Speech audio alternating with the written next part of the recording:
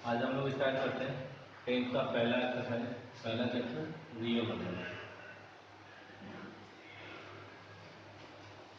तो real number से पहले सबसे बेसिक देख लेते हैं। Real number is like a family. इसका मेंबर कौन कौन होता है?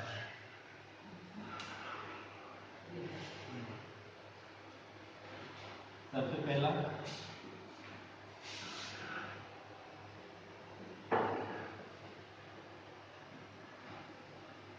Natural number, next to natural number whole number,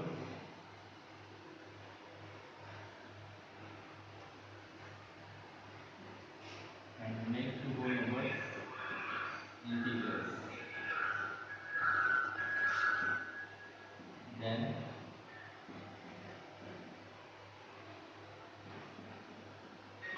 rational number and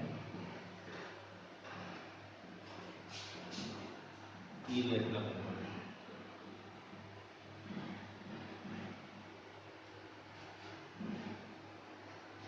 just हम लोग एक बार रिवाइज कर लेते हैं। जो नेचुरल नंबर्स का सेट होता है उसको हम लोग एन से डिनोट करते हैं, और नेचुरल नंबर में काउंटिंग नंबर्स आते हैं 1 2 3 4। Whole numbers counting numbers along with zero, इसको डब्ल्यू से डिनोट किया जाता है। इसके सेट में 0 1 2 3 4। Next integers. इंटीजर्स में रियल नंबर का फैमिली और बड़ा हो जाता है। इंटीजर्स को हम लोग जेड से डिनोट करते हैं। इंटीजर्स में counting numbers along with their negative at zero. जितने भी काउंटिंग नंबर होते हैं उनका नेगेटिव और जीरो भी कंबाइंड होता है।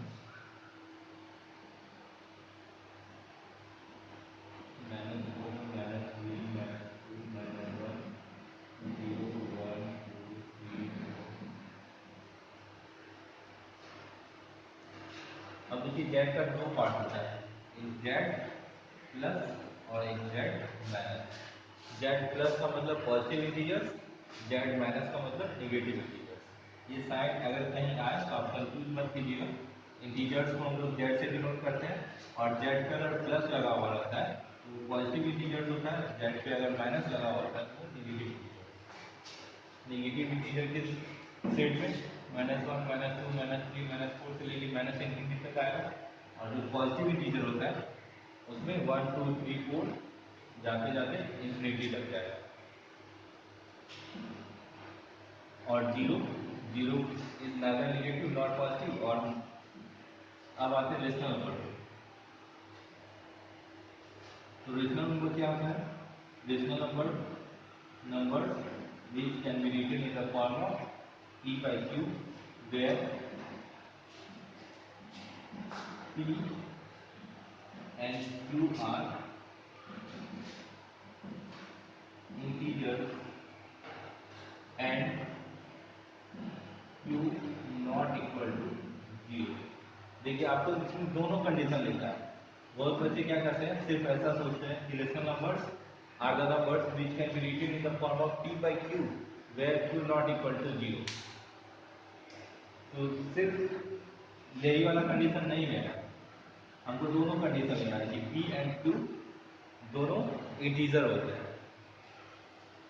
इसको सिंबॉलिक फॉर्म में ऐसे लिख सकते हैं p and q element of z। ठीक, क्योंकि अगर आप ऐसा नहीं सोचते हैं तो देखिए क्या क्या केस हो जाएगा। अगर √2 लेते हैं तो √2/1 लेते हैं। अगर इंटीजर वाला केस नहीं लेते हैं, यहाँ देखिए क्यू की जगह पे 1 है जो कि नॉट इक्वल टू 0 है।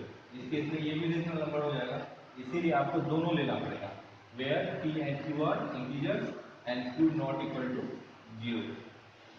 तो अगर हम ये वाला केस लेते हैं कि p एंड q दोनों इंटीजर होना चाहिए, तो √2 जो है इंटीजर नहीं है, इस केस में ये रेशनल नंबर नहीं होगा। इसीलिए आपको दोनों केस कंसीडर करना चाहिए।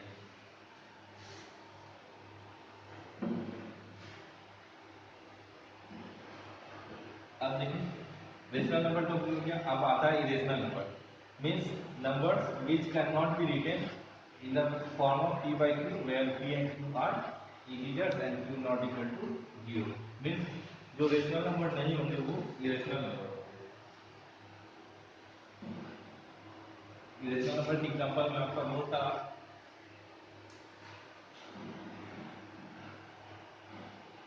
√5, √2, √3। अब दिमाग में ये भी मत लाइएगा जिसके ऊपर रूट लगा हुआ होता है वो इरेशनल नंबर है, पाई भी इरेशनल नंबर होता है। अगर √4 है तो ये √4 इरेशनल नंबर नहीं होगा, क्योंकि √4 का वैल्यू आ जाता है +2 और -2। +2 भी इंटीजर है, +2 भी इरेशनल नंबर है और -2 भी इरेशनल नंबर है। तो अगर रूट के अंदर कोई परफेक्ट स्क्वायर आता है तो वो इरेशनल नंबर नहीं होगा, और अगर परफेक्ट स्क्वायर के अलावा और कोई नंबर आता है तब वो इरेशनल नंबर होगा।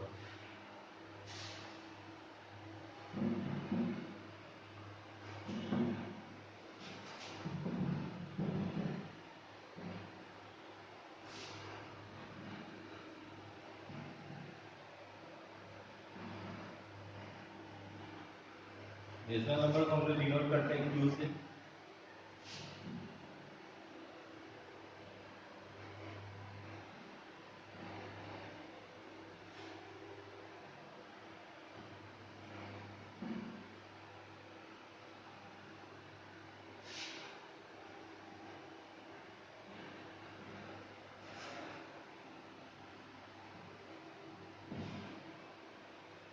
अब नेक्स्ट हम लोग आते हैं यूक्लिड डिवीजन लेमा।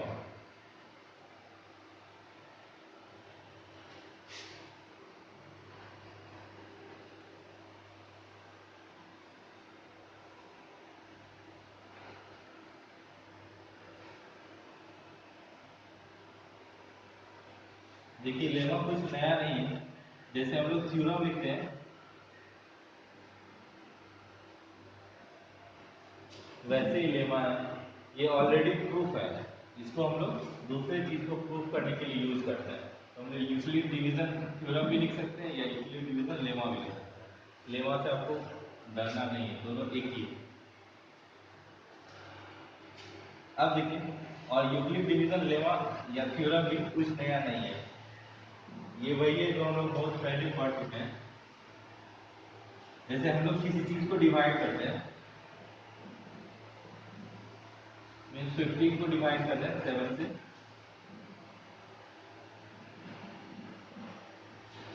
यहाँ 15 जो है आपका डिविडेंड कहलाता है।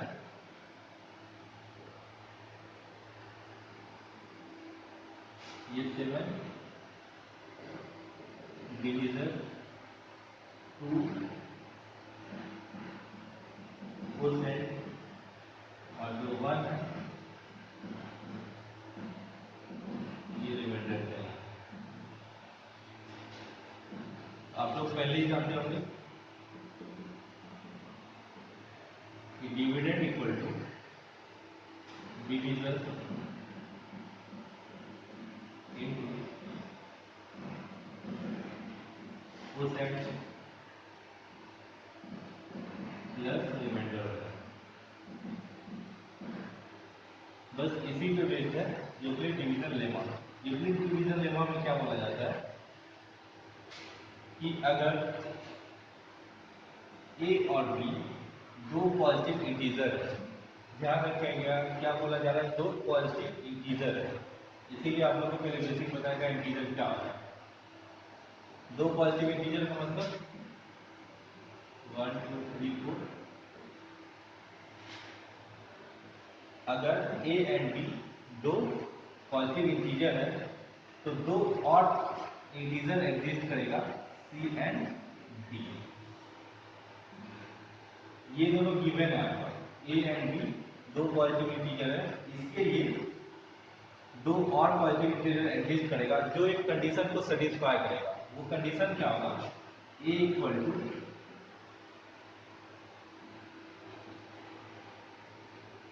बी सी प्लस डी, या बुक में आपका दिया हुआ है ये सी डी की जगह Q and 8।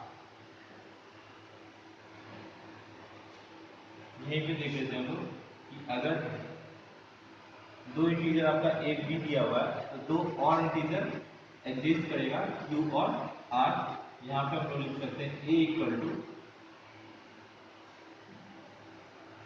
D Q plus R.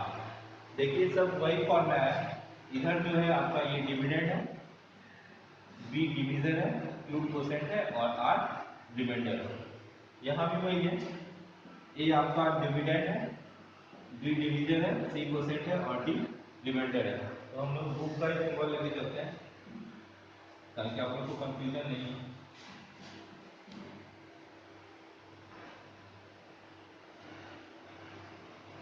तो यूक्लिड डिवीजन लेमा यही होता है कि अगर ए और बी दो इंटीजर्स एग्जिस्ट कर रहे हैं उनके साथ दो और इंटीजर एग्जिस्ट करेंगे क्यू एंड आर, जो एक कंडीशन को सेटिस्फाई करेंगे। और वो कंडीशन क्या है, A equal to B Q plus R. Means ऐसे समझ लीजिए कि 9 और 2, मान लेते हैं कि 9 और 2 दो पॉजिटिव इंटीजर है।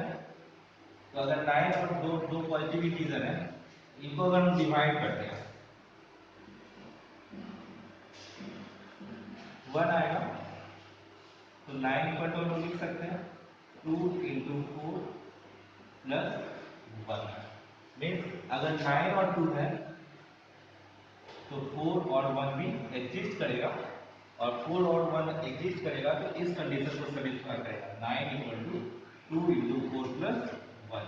ऐसे ही कोई भी अगर दो इंटीजर, दो पॉजिटिव इंटीजर है तो उसके लिए दो और पॉजिटिव इंटीजर, दो और इंटीजर एग्जिस्ट करेंगे। जैसे 10 ही लेते हैं, 10 और 2 दोनों पॉजिटिव इंटीजर है। 10 को लिख सकते हैं हम लोग 2 इंटू 5 प्लस 0। 10 और 2 एग्जिस्ट कर रहे थे, इसके लिए दो और एग्जिस्ट कौन कौन करेंगे, 5 और 0। ये दोनों भी इंटीजर है।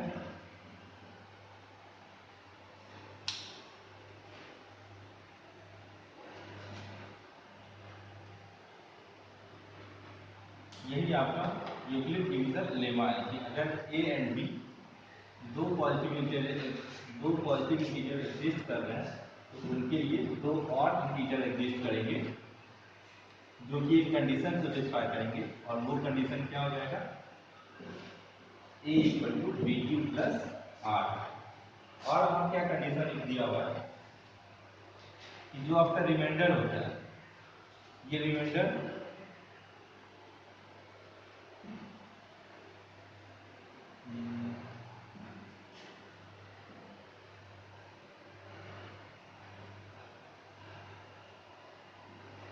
ग्रेटर देन इक्वल टू 0 होगा। और रिमाइंडर एक केस और, जो रिमाइंडर होगा वो लेस देन बी होगा। इन दोनों कंडीशन को अगर मिला देते हैं, आपका remainder always greater than equal to 0 और less than B means divisor. तो क्लियर फॉर्म में लिखें, तो जो रिमाइंडर होता है वो always greater than equal to 0 और लेस देन डिवीजर।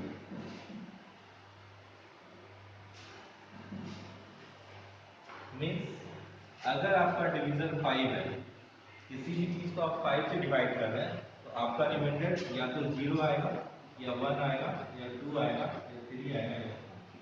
इन्हीं में से कोई एक वैल्यू पॉसिबल है। अगर हम लोग 9 से डिवाइड कर रहे हैं तो 0 से 8 तक में कोई भी वैल्यू पॉसिबल है। अगर 9 से डिवाइड कर रहे हैं तो जो रिमाइंडर आएगा हमेशा 9 से कम ही आएगा।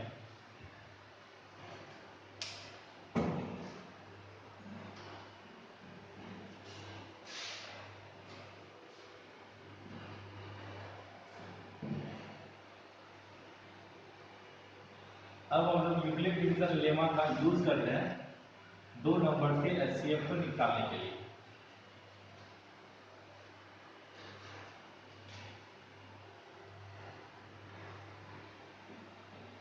Use of Euclid division lemma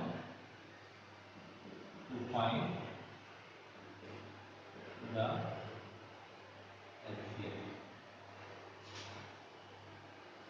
अब देखिए मान लेते हैं कोई नंबर है 124 और 24। तो यूक्लिड डिवीजन लेमा क्या बोलता है कि दो नंबर एग्जिस्ट कर रहा है, तो जो बड़ा वाला नंबर है उसको ए मानते हैं हम लोग। हमेशा ये प्रोसेस फॉलो करेंगे, जो बड़ा वाला जो बिगर नंबर रहेगा उसको ए मानेंगे और स्मॉलर नंबर को बी मानेंगे। तो ए और बी एग्जिस्ट कर गया। अब हमको निकालना है क्यू और आर। तो क्यू और आर कैसे आएगा? क्यू होता है कोसेंट और आर होता है रिमाइंडर। तो क्यू और आर को लाने के लिए हमको क्या करना पड़ेगा? डिवाइड करना पड़ेगा। तो 24 को हम लोग डिवाइड करते हैं 124। 24 5 जा 120 बच गया 4। तो by Euclid division lemma, Euclid division lemma क्या बोलता था कि नंबर मीन्स ए किस फॉर्म में लिखा है? बी क्यू प्लस आर के फॉर्म में। तो यहाँ ए कौन सा है? 124 और बी है 24। तो हम लोग 124 को किस फॉर्म में लिख सकते हैं? 124 इक्वल टू बी। बी का मतलब डिवीजन, डिवीजन आपका 24। क्यू का मतलब कोसेंट, कोसेंट है 5 प्लस रिमाइंडर आर कितना है 4। ये पहला स्टेप हो गया। पहला स्टेप में आपको क्या करना है? नंबर देखना है कि कौन सा नंबर बड़ा है और कौन सा नंबर छोटा है। जो बड़ा नंबर रहेगा उसको ए मानना है और जो छोटा नंबर रहेगा उसको बी मानना है according to Euclid division lemma. A और बी मान लिए। अब हमको क्या करना है? ए और बी के लिए यूक्लिड डिवीजन लेमा क्या बोलता है कि अगर ए और बी है तो क्यू प्लस आर भी होगा। तो क्यू प्लस आर कैसे आएगा? डिवीजन से आएगा। तो हम लोग रफ में चेक कर लेंगे कि क्यू और आर का वैल्यू क्या है। तो रफ में 24 को 124 से डिवाइड किया, कोसेंट 5 आया और रिमाइंडर 4 आया। उसको इस फॉर्म में लिख देते हैं। यूक्लिड डिवीजन लेमा क्या बोल रहा था कि नंबर किस फॉर्म में लिखा है, किस कंडीशन को सेटिस्फाई करेगा? a equal to B Q plus R. A की जगह पे कितना है आपका 124, बी की जगह पे 24, कोसेंट आपका 5 और रिमाइंडर 4। इस फॉर्म में लिख दिए। अब एचसीएफ निकालने के लिए हमको रिमाइंडर 0 चाहिए। तो यहाँ तो रिमाइंडर 0 नहीं है। तो अगर रिमाइंडर 0 नहीं होता है लिखेंगे आर नॉट इक्वल टू 0। तो हम लोग डिवीजन और रिमाइंडर को उठाएंगे। ये आपका डिवीजन और रिमाइंडर आ गया कितना 24 और 4। फिर से यही कंडीशन आ गया, दो नंबर आ गया आपके। बड़ा वाला नंबर आपका कौन है 24, छोटा वाला नंबर 4। बड़ा वाला नंबर को ए मानेंगे, छोटा वाला नंबर को बी मानेंगे। अब फिर से आपको ए बी मिल गया तो क्यू आर भी चाहिए। अब डिवाइड कर लेंगे 4 को 24 से 6 टाइम, यहाँ पे रिमाइंडर 0 आ गया। तो हम लोग 24 को क्या लिख सकते हैं? 24 इक्वल टू पहले डिवीजन आएगा, डिवीजन 4 इंटू 6 प्लस रिमाइंडर क्या है 0। तो अगर रिमाइंडर आ जाता है तो जो डिवीजन होता है वही उसका एचसीएफ होता है। तो यहाँ देखिए रिमाइंडर आपका 0 आ गया और डिवीजन यहाँ क्या था 4। एचसीएफ भी कितना होगा 4। तो R इक्वल टू 0 आ चुका है, इसलिए हम लिखेंगे HCF of 124 and 24 equal to 4। अगर यहाँ पे रिमाइंडर 0 नहीं आता तो फिर हम लोग नेक्स्ट प्रोसेस में जाते। नेक्स्ट प्रोसेस में फिर इसको डिवीजन और रिमाइंडर को पकड़ते, फिर से ए भी आता, फिर से हम लोग क्यू और आर मानते। एक क्वेश्चन और करके देखते हैं।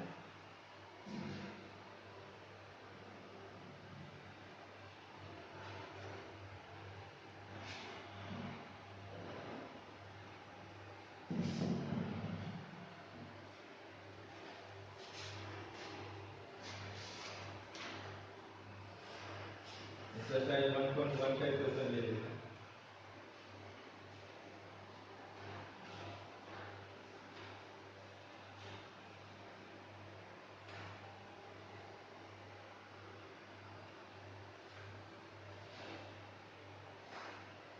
135 एंड 225,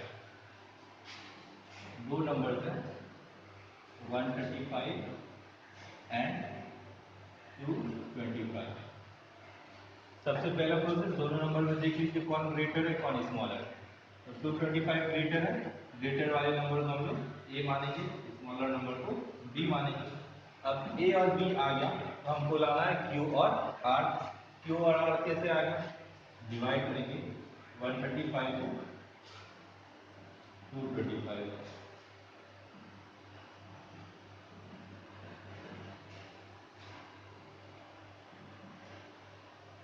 यहाँ देखिए क्वोशिएंट 1 आ गया और रिमाइंडर 90। तो हम लोग लिखेंगे by Euclid division algorithm. Algorithm का मतलब होता है प्रोसेस, किसी भी प्रोसेस का जो स्टेपिंग होता है उसके को बोलते हैं एल्गोरिथम। तो यूक्लिड डिवीजन में क्या बोला जाता था, b equal to A equal to B Q plus R. तो ए आपका ये है बी 135, ए इक्वल टू यानी 225 equal to B Q, B का value 135 into R into Q, Q की जगह पे कोसेंट आपका 1 आया है, 1 प्लस रिमाइंडर कितना 9। पहला स्टेप आपका हो गया। अब सेकेंड स्टेप के लिए आपको क्या देखना है, आपका रिमाइंडर कितना है, आपका रिमाइंडर 0 है या नहीं है। तो यहाँ रिमाइंडर 0 नहीं है, लिखेंगे r नॉट इक्वल टू 0। अगर r 0 नहीं होता है तो हम लोग किसको पकड़ते हैं, डिवीजर और रिमाइंडर। डिवीजर और रिमाइंडर फिर से कौन आ गया 135 और 90, बड़ा कौन है 135, लिखेंगे a equal to 135 b equal to 9। अब फिर से वही a b आ गया तो आपको p q निकालना है, q r निकालना है। इसके लिए आप क्या करेंगे, इसमें जो स्मॉलर है 90 को 90 से 135 को डिवाइड करेंगे, 1 टाइम्स में 90 आ गया 45। अब फिर से हम क्या करेंगे 135 को लिखेंगे a equal to B Q यानी 90 इंटू क्यू की जगह पे 1 प्लस आर की जगह पे 45। दूसरा स्टेप आ गया। अब अपने क्या करेंगे, फिर देखेंगे रिमाइंडर 0 आया है, रिमाइंडर 0 नहीं आया है तो आर नॉट इक्वल टू 0। अब आर नॉट इक्वल टू 0 आ गया है, आप फिर से क्या करेंगे डिवीजर और रिमाइंडर को पकड़ेंगे। डिवीजर 90 है, a इक्वल टू 90 और b इक्वल टू 45। अब फिर से इसको आपको लिखना है a equal to B Q plus R. अब डिवाइड करेंगे 45 9, रिमाइंडर आपका 0 आ गया। 90 को लिख सकते हैं लोग 90 इक्वल टू 45 इंटू 2 प्लस 0। यहाँ देखिए r इक्वल टू आपका 0 आ गया। जब r इक्वल टू 0 आ जाता है तो जो डिवीजर होता है वही एचसीएफ होता है। तो अगर r equal to 0 then HCF of 135 and 225 equal to divisor कितना 45, लिखेंगे 40।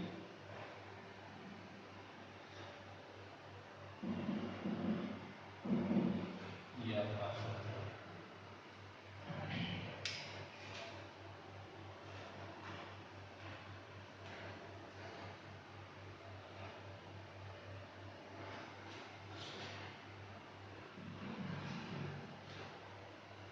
ये एक्सरसाइज 1.1 का फर्स्ट क्वेश्चन था।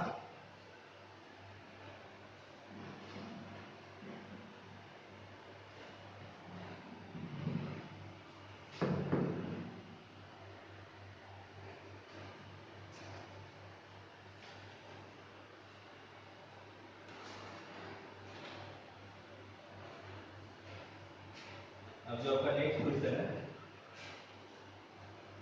let's show that any positive odd integer is of the form 6q plus 1, 6q plus 3 और 6q plus 5 where q is some integer।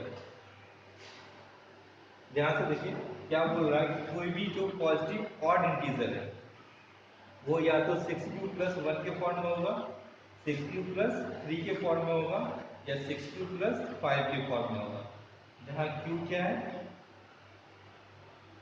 Some integer है।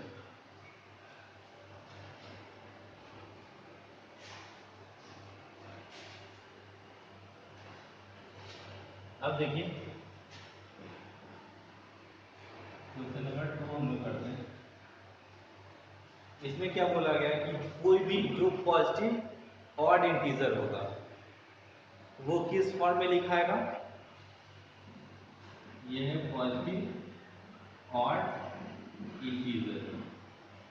Question को पहले समझ लीजिए, ये या तो 6q plus 1 के फॉर्म में आएगा या तो 6q plus 3 के फॉर्म में आएगा या तो 6q plus 5 के फॉर्म में आएगा।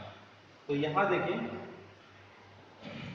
जो आपका यूक्लिड डिवीजन लेमा था वो क्या बना दोस्तों, a equal to B Q plus 1। ठीक, तो इधर आपका एलएचएस देखिए नहीं दिया हुआ है, एलएचएस नहीं दिया हुआ है, आरएचएस जो आपका दिया हुआ है, आरएचएस में देखिए क्यू क्यू क्यू है, क्यू के आगे क्या आता है बी, मीन्स यहाँ बी का वैल्यू 6 दिया हुआ है। अगर आप ध्यान से समझेंगे यहाँ देखिए बी का वैल्यू 6 दिया हुआ है और जो R B Q plus R होता था, आर का वैल्यू 1, 3 और 5 दिया हुआ है। क्वेश्चन समझ में आ गया आपको, जो पॉजिटिव ऑड इंटीजर है वो किस फॉर्म में होगा, 6q plus 1 के या 6q plus 3 के या 6q plus 5 के। तो यहाँ b का वैल्यू देखिए कितना दिया हुआ है 6, a का वैल्यू को पता नहीं है, q यहाँ दिया हुआ है q के फॉर्म में और r दिया हुआ है 1, 3, 5। तो यहाँ क्वेश्चन से हमको क्या समझना है, हमको मान लेना है इधर एलएचएस क्या है, पॉजिटिव ऑड इंटीजर, तो उसको क्या मान लेते हैं A. Let positive odd integer B A and B equal to 6।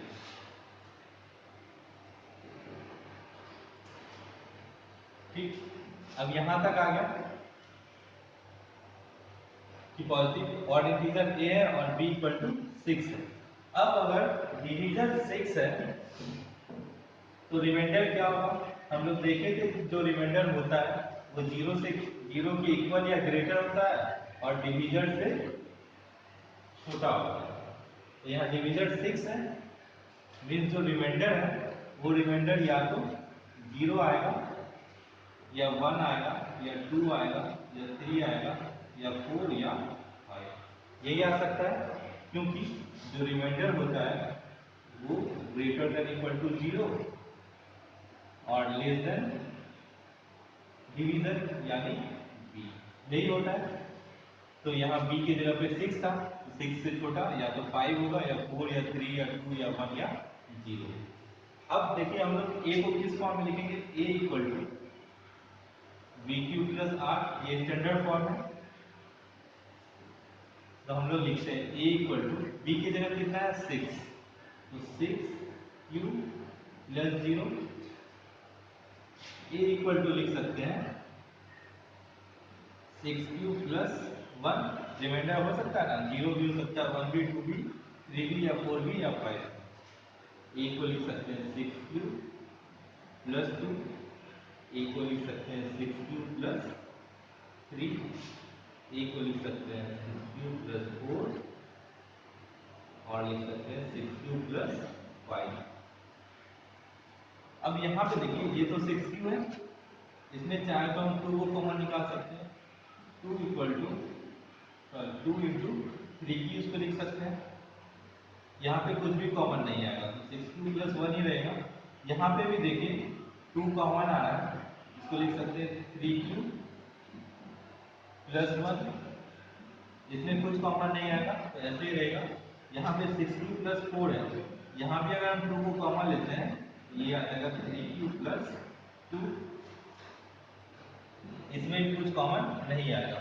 तो यहाँ देखिए जो यहाँ पॉजिटिव ऑड इंटीजर था उसको हम 6 फॉर्म में लिख सकते हैं, 1 2 3 4 5 एंड 6। इसमें जो 3 फॉर्म है उसमें फैक्टर 2 आ रहा है, तो अगर किसी नंबर का फैक्टर 2 आता है मीन्स वो इवन नंबर है, तो ये आपका इवन हो गया, ये भी आपका इवन हो गया, ये भी आपका इवन हो गया। ये इवन क्यों हो गया? क्योंकि यहाँ फैक्टर में 2 आ रहा है, तो ये तीनों इवन हो गए। इवन से जो बचा वो ऑड, जिसमें 2 फैक्टर नहीं आया वो ऑड है। तो देखिए ऑड को हम या तो लिख सकते हैं 6 क्यू प्लस 1, या तो 6 क्यू प्लस 3, और या तो 6 क्यू प्लस 5। और यही हमसे प्रूफ करने के लिए बोल रहा था कि प्रूफ कीजिए कि जो पॉजिटिव ऑड इंटीजर है वो लिखा जा सकता है 6 क्यू प्लस 1, 6 क्यू प्लस 3 और 6 क्यू प्लस 5 के फॉर्म में। यहाँ से हम लिख सकते हैं therefore odd positive integers can be written as 6q plus 1, 6q plus 3 and 6q plus, ये होगी आपका क्वेश्चन नंबर 2।